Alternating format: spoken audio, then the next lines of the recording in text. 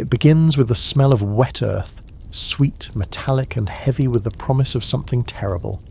You're standing in a field outside a small French village, October 1415. The sky hangs low, the kind of grey that feels alive, ready to swallow sound and light together. It's morning, and the grass shivers with dew.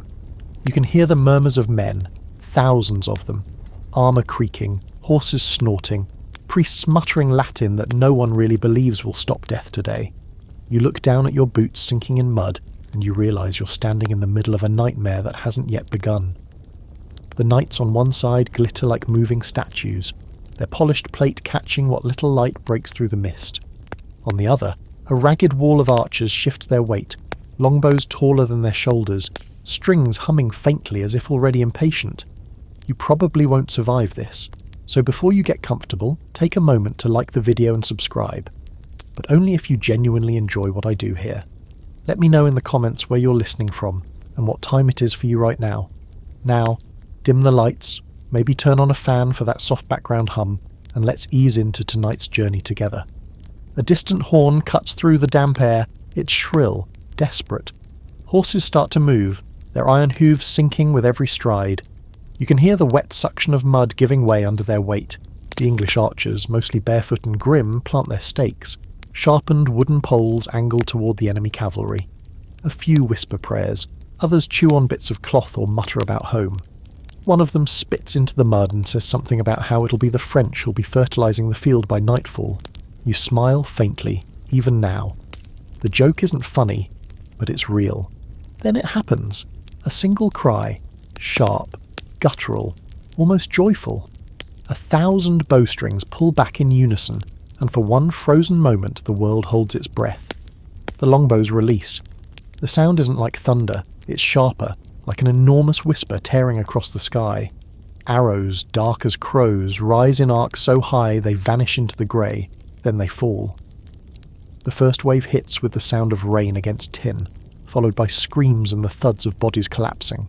Horses rear, blind and bleeding. Knights topple under their own armour, helpless to rise in the sucking mud. You flinch as another volley flies. The air grows thick, filled with a kind of music you'll never forget. A rhythm of string, flight and impact. It's as though the sky itself has chosen sides. Historians still argue whether the English truly fired 10 arrows every minute, or if that's just legend. But when you're here, it feels like more. Every second brings another wave. The French advance slows, collapses, dissolves into chaos. What was meant to be a charge becomes a drowning. You can almost pity them, the knights who trained their entire lives for this. Their shining plate armour, once a symbol of invincibility, now turns against them. The mud drags them down, their own weight crushing them. Some suffocate under fallen comrades, others are trampled by horses too terrified to obey. You notice one knight clawing at his visor, trying to breathe. You reach toward him instinctively, then stop, because another volley falls, and he disappears under the noise. A stray arrow thuds into the ground near your foot, trembling like a living thing. The smell of feathers, pitch, and blood fills your nose. For a moment you think of the hands that made that arrow. Some woman, perhaps, in a thatched cottage miles away, shaping its shaft by firelight. Her work now pierces through armour worth a small fortune. The symmetry is almost poetic. By noon, it's over. The once proud French nobility lies scattered like broken statues. Armour glints from the mud, helmets dented, feathers soaked red. The English archers, tired and filthy, laugh quietly among themselves, leaning on their bows like old men resting on canes. You realise that something enormous has ended here. Not just a battle, but a belief. The idea that bravery shines in steel and bloodlines. That illusion lies buried beneath the mud.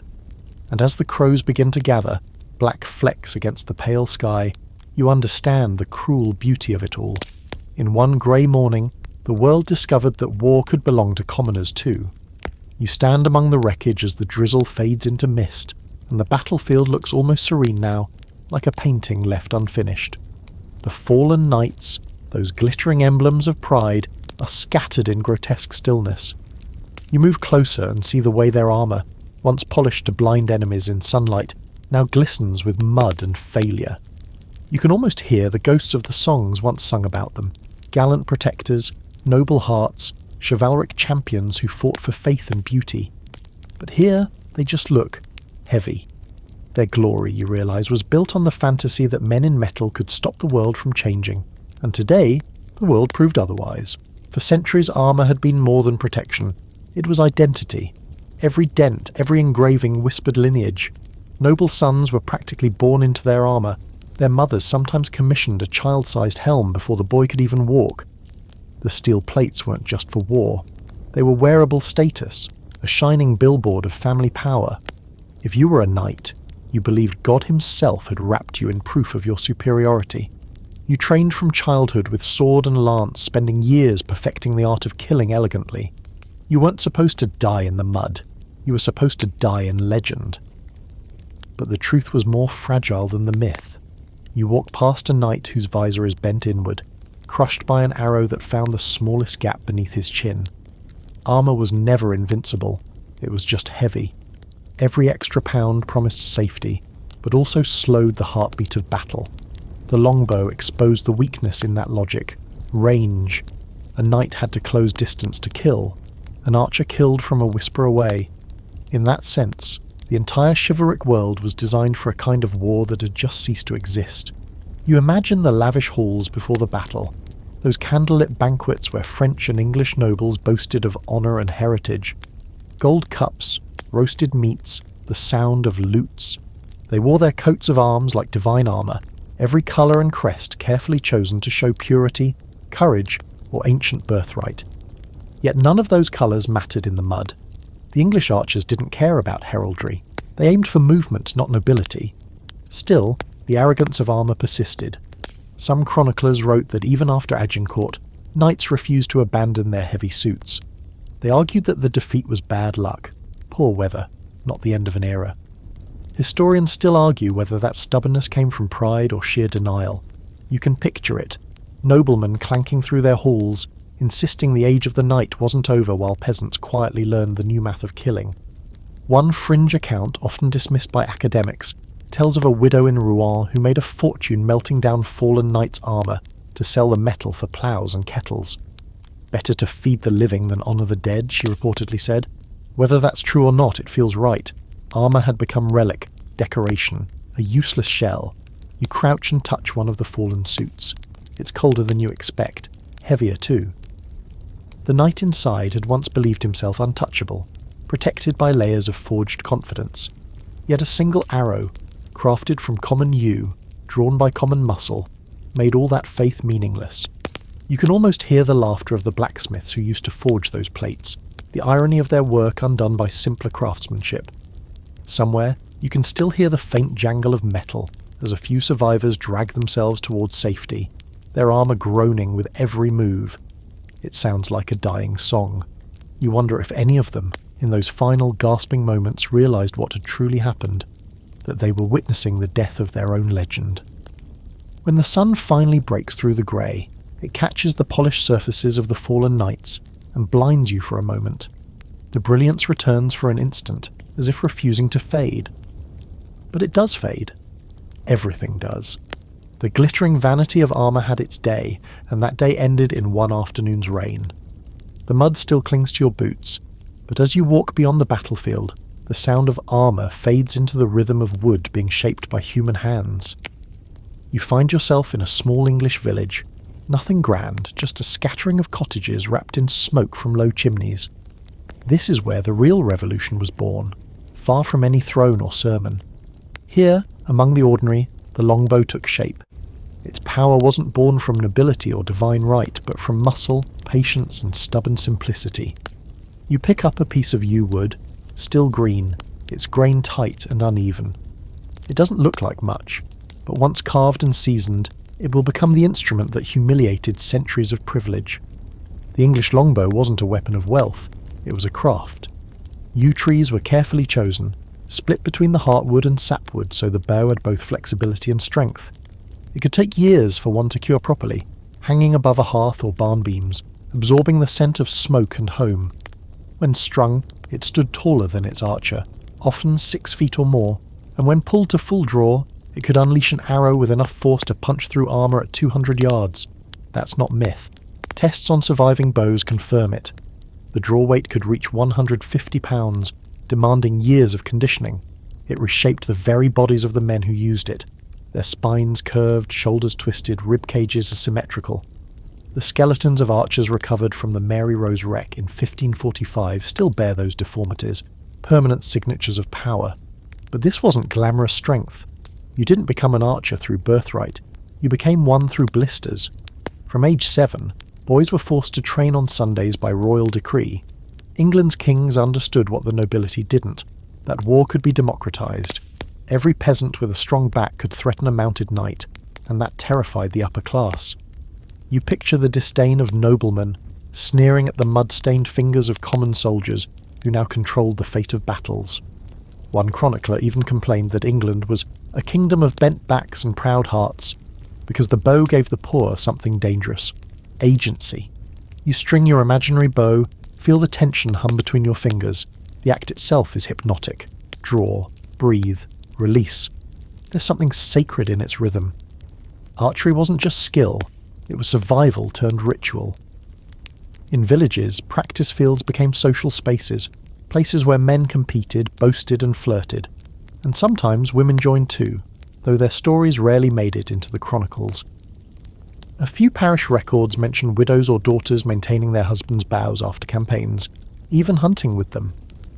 There's a legend about a woman named Anne Dymock, who supposedly hit a stag clean through the eye at 80 yards. Most historians dismiss her as folklore, but folk memory, after all, is where truth hides when official history looks away. The longbow was also political. Kings didn't merely encourage practice, they enforced it. Edward III made it law that all men under 60 should own a bow, and that even holidays should include practice. Imagine that. Archery not as pastime, but patriotic duty. It turned England into a nation of weaponised villagers. Each string drawn was a quiet defiance of class. The bow wasn't elegant like a sword. It didn't require silk gloves or oaths of knighthood. It required calluses. Historians still argue whether the longbow was truly the great equaliser it's often romanticised as. After all, peasants still bled and starved while lords reaped the spoils. But even so, power had shifted. On a battlefield, birth meant nothing if a farmer's arrow could unmake a baron. You step back and watch the villagers at work, their laughter, their sweat, their quiet focus. They don't know they're changing history. They're just doing what needs to be done. That's the dark secret of revolutions. They rarely feel like revolutions when you're living them. In your hands, the bow feels alive. Not just a tool, but a rebellion disguised as wood and string. You pull the cord slightly, and it hums with the sound of all the centuries it would soon unmake. By the time you return to France, the land has changed colour. The fields of Agincourt are no longer green. They've turned a sickly brown, trampled flat under the weight of dying dreams. The rain hasn't stopped. It slides down your face, mixing with the smoke of torches, the faint iron scent of blood, and the sour stench of sweat that clings to the living. You've stepped into the aftermath of a massacre disguised as a miracle. The English should have been annihilated, outnumbered 6-1, exhausted, half-starved after weeks of retreat. Yet they stand, ragged but alive, while the French nobility lies strewn across the mud like broken toys.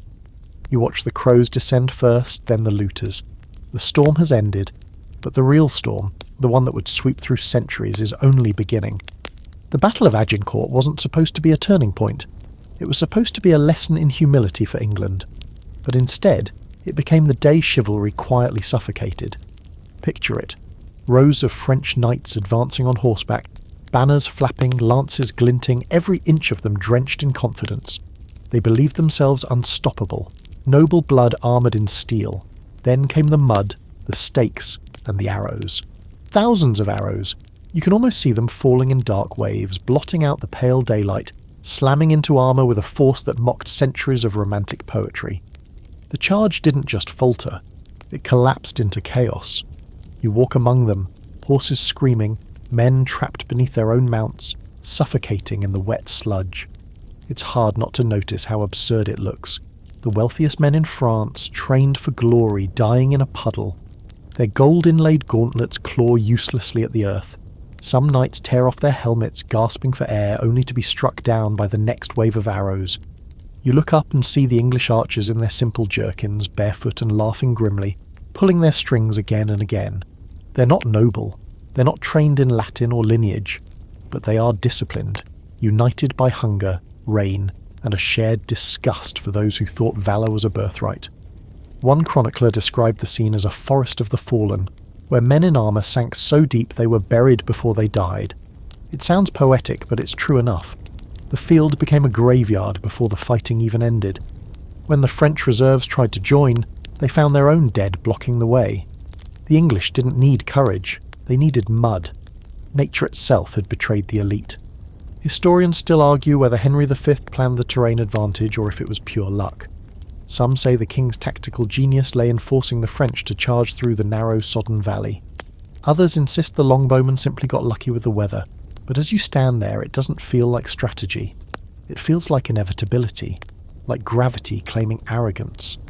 And then comes the quiet cruelty that only humans can invent. The English, fearing a second attack, begin executing prisoners, hundreds of them. The decision shocks even their own commanders, but fear has no time for honour. You turn away, unable to watch, but you hear it. The muffled prayers, the dull thuds, the sudden silence. It's not a moment of glory, it's bureaucracy with swords. A strange fringe legend claims that one archer, bored after the killing stopped, stuck his bow upright in the mud and said, "There lies the new knight." Maybe no one ever said it, but the phrase feels truer than anything else. The longbow had become the new armour, the bowman the new noble. The social order cracked that day, its glittering surface caving under the weight of common mud. You step back and take it all in. The overturned banners, the half-buried helmets, the cold bodies staring at a sky that no longer belongs to them. The French came to teach the English humility. Instead, they learned gravity. As the last echoes fade, you realise you're not just looking at a battlefield, you're looking at a revolution disguised as rain. The noise of battle fades, but your thoughts drift far from the mud and blood. You find yourself in the quiet shadows of England's villages, where the war's ripples reach every hearth. Inside those timber cottages, you hear the rhythmic scrape of knives against wood, the low murmur of voices, the crackle of a fire. This is where the real unsung soldiers live. Not on the battlefield, but in the spaces between war and survival. The women. They're the ones who carved the arrows, wove the bowstrings, boiled the glue from animal sinew. They shaped death by hand, but history forgot to give them credit. You picture a woman bent over her workbench, smoke curling around her hair, the scent of ash and resin thick in the air. Her fingers are cracked and stained, yet she hums softly as she binds feathers to a shaft. Her husband's bow rests against the wall. He took it to France once, and never brought it back. The war might have been fought by men, but it was sustained by women. While the archers bled in foreign mud, their wives kept the craft alive. Some became bowyers and fletchers in secret, continuing the trade to feed their families. In one record from the Guild of Fletchers in London, a Marjorie Hill is listed not as a widow, but as a full craftswoman, producing hundreds of arrows per month. Most historians skim past her name, but you can feel her presence in every shaft that flew across Agincourt's grey sky. For every arrow loosed by an Englishman, a woman's hands had steadied its birth. There's something haunting about that connection, how a mother could spend her nights shaping the tools that might one day pierce another mother's son. The irony isn't lost on you. War turns everyone into participants, whether they wish it or not. The women of the English countryside didn't have banners or coats of arms. Their legacy wasn't painted on shields, but baked into the fibres of hemp, the glue of bone, the patience of repetition. One fringe account buried in a parish record tells of a woman named Joan Wilkins, who was fined for using her late husband's bow during church festivals. When questioned, she reportedly said, "The Lord can hear my prayers just as well from the field." It sounds apocryphal, but the line lingers. Maybe she wasn't praying for salvation, maybe she was practicing. Historians still argue whether women truly joined the archery lines in emergencies, but a few wartime letters hint they did. There are references to wives at the walls during French raids, drawing bows beside the men. Their stories, like their bodies, were buried under centuries of silence. You wander past one cottage and notice a drying rack covered with feathers. Goose, swan, peacock. The colours shimmer faintly in the firelight. Each arrow needs balance. 3 feathers glued in perfect symmetry. Too much glue, and it flies crooked. Too little, and it spins out. The women knew this instinctively. Precision became their poetry. Their children slept to the sound of arrows being crafted, each one a lullaby of survival. In the corner, a little girl watches her mother work. She mimics the motion, tugging at imaginary strings, her small fingers trembling with effort. The future is already forming there, in the quiet imitation of strength. No one will write her name, but she'll remember how her mother's hands moved. Steady, deliberate, unyielding. Outside, the church bells toll for another group of men leaving for war. The women step to their doorways, faces half lit by the fire, half lost to the fog. They've already learned the rhythm of waiting. It's an endurance battle of its own, the endless days of silence, the fear that every gust of wind carries bad news. Still, they work. Still, they prepare. Because whether anyone admits it or not, the English war machine runs on their quiet, relentless labour. You close your eyes and listen. The scrape of blades, the hum of a song, the faint creak of bowwood above a hearth. It's not glory, it's grief made useful. And somehow, that feels like the truest kind of strength. The battle may have ended in a single afternoon, but the echo of that rain-soaked victory lingered for centuries. You walk through the decades that follow, through castles whose stones seem to sigh under the weight of irrelevance. The air smells of rust and disuse. In the great halls where knights once clanked proudly across polished floors, the silence now hums with obsolescence. The world had changed, and the men who once ruled it hadn't noticed until it was far too late. You can almost hear the creak of forgotten armour on its wooden stand, the hollow reminder of a dream that no longer fits the shape of the world. The longbow didn't just pierce armour, it pierced the entire feudal system. Nobility, that glittering hierarchy of divine favour and inherited valour, began to rot from the inside. When the common man could kill a noble from 200 yards away, titles suddenly lost their power. You feel it in the landscape itself. Fortified walls no longer mattered when enemies could bleed you before they even reached the gate. Across Europe, castle construction slowed, and fortresses began to crumble under neglect. The future belonged to tactics, not tradition. There's something almost tragic about watching arrogance decay. Knights still paraded in their tournaments, their lances polished and banners flying, trying to pretend the world hadn't shifted beneath their stirrups. They clung to the idea of honour, of combat as performance, even as real battles moved beyond their reach. One chronicler wrote that after Agincourt, men of name found themselves of no more use than statues in a storm. It wasn't hyperbole, it was prophecy. The medieval dream of chivalry had been slain, not by treachery or witchcraft, but by logic. Still, change is never clean. Some lords tried to adapt, trading swords for strategy. They funded archery ranges, recruited peasant militias, even learned the art of logistics. Others refused, locking themselves deeper in their castles as though thick walls could hide the truth. Historians still argue whether this shift truly democratized warfare or simply replaced one hierarchy with another. Commanders now ruled armies instead of knights ruling men. The romance was gone, replaced by precision. Meanwhile, merchants rose where nobles fell. You see them in bustling ports, counting coins made from the very wars knights once glorified. Trade replaced tribute. Contracts replaced oaths. Even the word knight began to sound quaint, a relic from bedtime tales told to sons who'd never wear armour. One London merchant in the 15th century famously sneered that gold kills faster than steel. It was a cynical truth, but a true one nonetheless.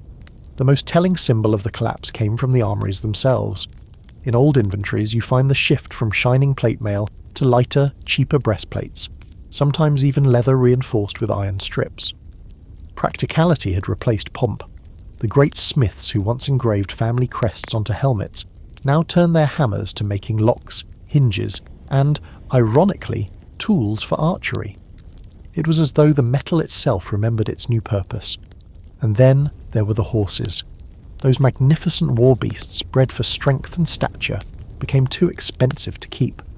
Their stables emptied. Some were sold to farms, their gallop reduced to plodding through furrows.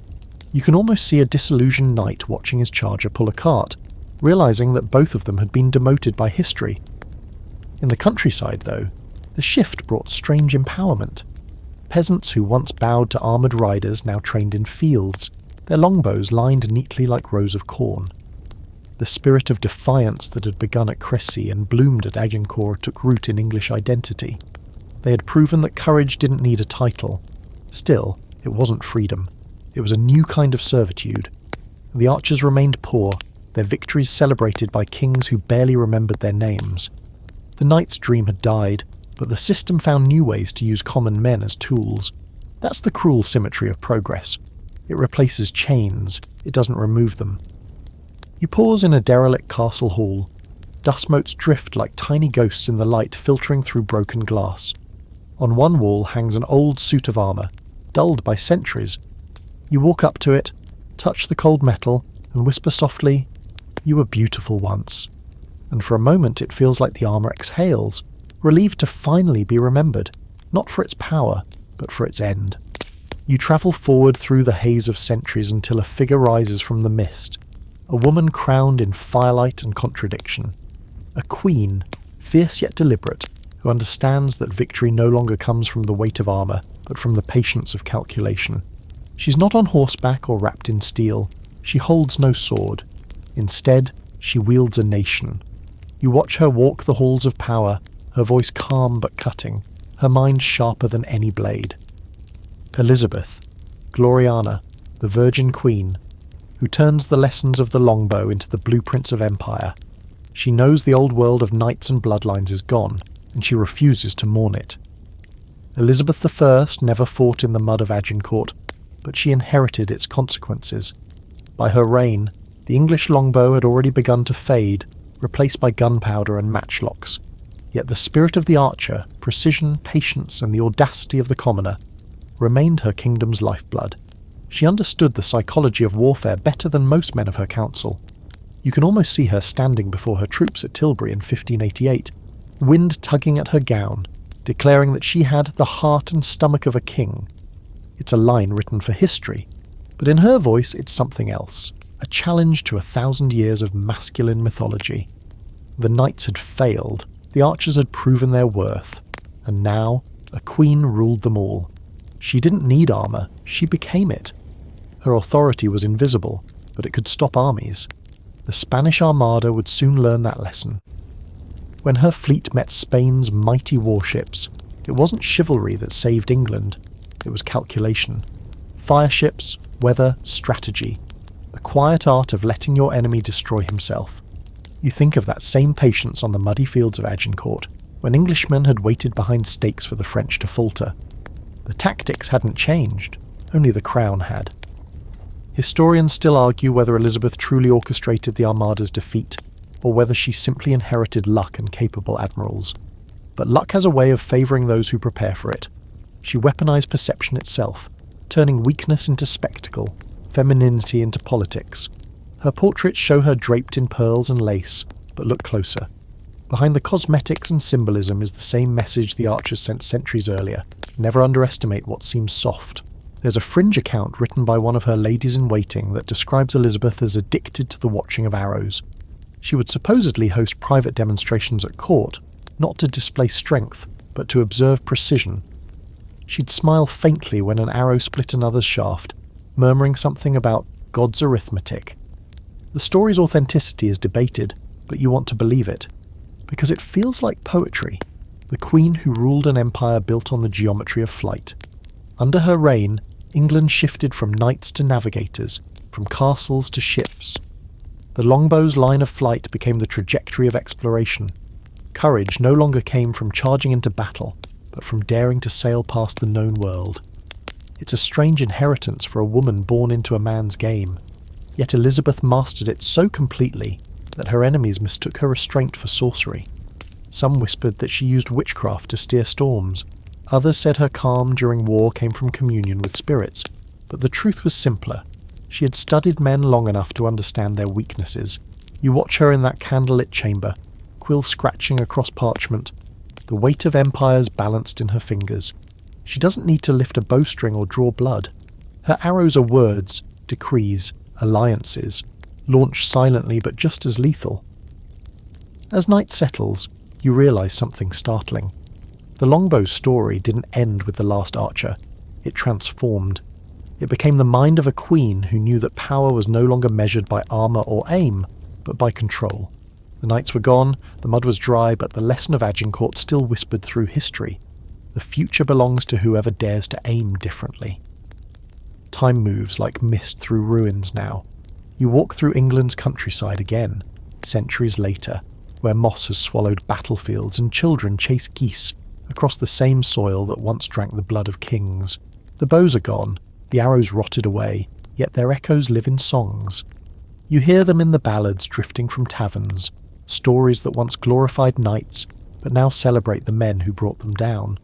Robin Hood, for instance, the cheerful outlaw who robbed the rich and mocked the crown. His legend blooms from the same soil as the longbow itself, a commoner's myth born from real defiance. You lean against the tavern's doorway, listening. Each verse softens the violence, sanding down the cruelty until all that's left is nostalgia. That's what time does. It disguises horror as heroism. The poets had their work cut out for them after Agincourt. How do you romanticize a slaughter that made heroes of peasants and corpses of princes? The chroniclers tried. They painted Henry V as God's chosen instrument, glossing over the mass executions, the mud, and the fact that victory owed more to weather than divine favour. You imagine those scribes hunched over parchment, dipping quills in ink that looked too much like blood. But somewhere between the royal propaganda and the folk songs, a different story took root. A quieter, more haunting one. It wasn't about glory anymore, it was about survival. Historians still argue whether England's obsession with the longbow became a form of national identity or just nostalgia. But one thing's certain, it became art. The weapon turned into metaphor, a symbol of precision, patience, and justice. Bards sang of archers who struck from shadows, righting wrongs the law ignored. Mothers told their children bedtime tales of brave bowmen outsmarting knights. Each generation retold it softer, sweeter, until the mud and screams were gone, replaced by laughter and green forests. You think of it as historical laundering, turning trauma into entertainment. Yet beneath the ballads, bones told the truth. In the centuries that followed, archaeologists unearthed mass graves at battle sites, their skeletons contorted, arrowheads still lodged in rib cages. In one excavation at Vizon-Artois, they found a knight's skull pierced clean through the eye socket, a perfect shot. The poet in you marvels, the human in you shivers. You can't help imagining the archer who released that arrow. Did he cheer, or did he turn away? Did he ever sleep again without hearing the thud of impact? A fringe tale whispers of a woman in York who claimed to hear arrows in her dreams for 40 years. She wasn't a soldier, just the daughter of a Fletcher. She said the wind still sings of the killing wood. People called her mad, of course, but you wonder if madness and memory aren't sometimes the same thing.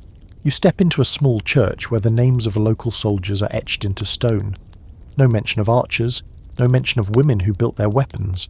The plaques honour captains and knights long dead, their titles carved deeper than the truth. Yet somewhere in the candle smoke you feel their presence, the forgotten ones, those whose labour fed victory but whose names dissolved in the footnotes. You could almost swear the wax drips in rhythm with a heartbeat, steady and patient like the drawing of a bowstring. Outside, night has fallen. The tavern songs continue, their cheer rising above the wind. You catch a few lyrics about noble hearts and golden aim, and you almost laugh. It's comforting, isn't it? To turn slaughter into melody. To forget that most of the men who fought at Agincourt were conscripts promised food and forgiveness, that many never came home. You walk away, past the cottages and the churchyard, and realise how history survives not in facts, but in the way it chooses to lie beautifully. The arrows that once tore through flesh now pierce through memory, rewritten as legend, softened for lullabies. And you think, with a bitter smile, maybe that's what humanity does best. It kills, then sings about it. You find yourself wandering through a forgotten field on the edge of England, where time itself feels tired. The grass is high, the hedgerows thick, and the silence is broken only by the faint creak of a wooden frame swaying in the wind. It takes you a moment to realise what it is, an old archery target half buried in weeds. Its rings have faded, the straw brittle and grey, but there's something ghostly about it. You walk closer, tracing your fingers over the holes where arrows once landed. It feels almost sacred, like touching the memory of movement. This is where boys learned to draw their first bowstrings, where fathers corrected their sons' posture, and where entire generations prepared for wars they didn't choose. Now it's just ghosts and wind. The training fields were once the heartbeat of England. Every village had one, wide, flat stretches where men were legally required to practice on Sundays after church. It wasn't optional, it was survival. Archery wasn't a hobby, it was policy. The sound of bowstrings snapping was as common as church bells. You can imagine it. The rhythm of arrows whistling through the air, thudding into straw, the occasional laughter of competition. There was joy in the ritual, even if its purpose was death. The government understood something the knights never had. Discipline was power. One well-trained peasant was worth 10 desperate nobles. Over time, the fields changed. Children played where archers once drilled, their games imitating the legends they heard at night. The bow became a toy, the arrow a story prop. You stand in the tall grass, imagining the echoes, each pull of the string still vibrating faintly in the soil. The land remembers repetition. It always does. Historians still argue whether the decline of the longbow was due to technology or temperament. The rise of gunpowder made archery seem obsolete, but it wasn't just invention that killed it. It was exhaustion. Generations had drawn and released until their bodies warped. England's obsession with the bow had drained it, like a muscle flexed too long. Muskets were simpler. Anyone could fire one. The art of the bow demanded patience, precision, and years of shaping flesh to wood. When the nation moved on, those who still practiced were seen as relics, just as knights once were. There's a small legend about the last of the royal archers, a man named William Shoreditch, who supposedly fired a final ceremonial arrow over London in the 16th century. It's said the arrow travelled over half a mile before landing near the place that would one day bear his name. Historians debate if that's true, or just a story made up by proud locals. But you like the idea. That one final arrow marked the end of an age, arching gracefully into the future before disappearing. You crouch near the overgrown target and imagine the women who once stood nearby, watching husbands and sons practice, carrying baskets of food, patching torn shirts, maybe even firing a few arrows of their own when no one was looking. Those fields were as much theirs as anyone's, though history rarely admits it. The laughter, the arguments, the aching arms, all of it still hums here, if you listen closely enough. A gust of wind blows through, bending the grass in long waves, and you swear you hear the faint creak of a bough being drawn somewhere far off. It's probably nothing, a trick of the breeze, but it lingers, insistent. Maybe it's the earth remembering its own music. Maybe it's the ghosts of archers refusing to be forgotten. You stay there a while longer, the dusk deepening around you. The air smells of old hay and rain, the way it must have smelled the night before Agincourt. The last light turns the field gold, like the glow of memory itself. You think about how revolutions rarely end with parades or proclamations. Sometimes they end with silence, a few scattered targets, a forgotten sound, the faint echo of courage that once changed the world, and then quietly let go. You walk until the path becomes uncertain, the landscape dissolving into twilight. The wind is soft now, carrying no echo of arrows, no cries of men, only the gentle sigh of fields that have long stopped caring who won or lost. You pause at the edge of a shallow hill where the view stretches endlessly across a quiet countryside. It looks peaceful, but you know better. Every inch of this soil remembers. Beneath the green lie bones and rust, shards of arrowheads, fragments of armour, all the relics of courage trying to survive its own extinction. You sit down, letting the damp earth press cold against your palms, and wonder when bravery changed shape. The knights had called it valour, charging into death wrapped in metal and pride. The archers called it patience, waiting, breathing, and striking when the world was silent enough to listen. And the women who built the arrows, they called it duty, an invisible kind stitched into the fabric of daily life. You think of them all now, woven into one endless story. None of them expected to be remembered. They just did what needed to be done. That, you realise, is the truest form of courage. Not the kind sung by poets, but the kind that survives in silence. You close your eyes and imagine one of those arrows still flying, endlessly suspended between past and present. Its tip gleams for an instant, catching the light before vanishing into time. That arrow was never just a weapon, it was transformation. It marked the end of an age when power glittered in steel and began one where power hid in precision. The world learned that afternoon that strength doesn't always roar. It sometimes whispers, it sometimes waits. Historians still argue about what Agincourt meant. Some say it was the triumph of discipline over arrogance, others a cruel accident of weather and luck. But standing here, you feel something deeper. It wasn't merely a battle, it was a revelation. The earth itself seemed to decide who would rule the future, favouring not those who glittered, but those who endured. The knight's legacy rusted away. The archer's spirit lingered. There's an old saying in some English villages, aim high, even if you miss. It's meant as comfort now, but it was born from necessity. Archers learned to shoot above the horizon, trusting gravity to finish what they began. Maybe that's how history works too. You aim your truth upward, knowing you'll never see where it lands. You open your eyes, watching the dusk turn to velvet. The fields darken, and the stars begin to flicker, the same ones that once looked down on Agincourt, indifferent and eternal. Somewhere, an owl hoots, and for a heartbeat, it sounds almost like the creak of a bowstring. You smile at the thought. Courage, you think, has many faces, a queen with a steady gaze, a mother shaping arrows in firelight, a barefoot soldier pulling his string in the rain. Now, the world has moved on, our weapons are louder, our wars colder, but the lesson remains. True bravery doesn't shine, it aims.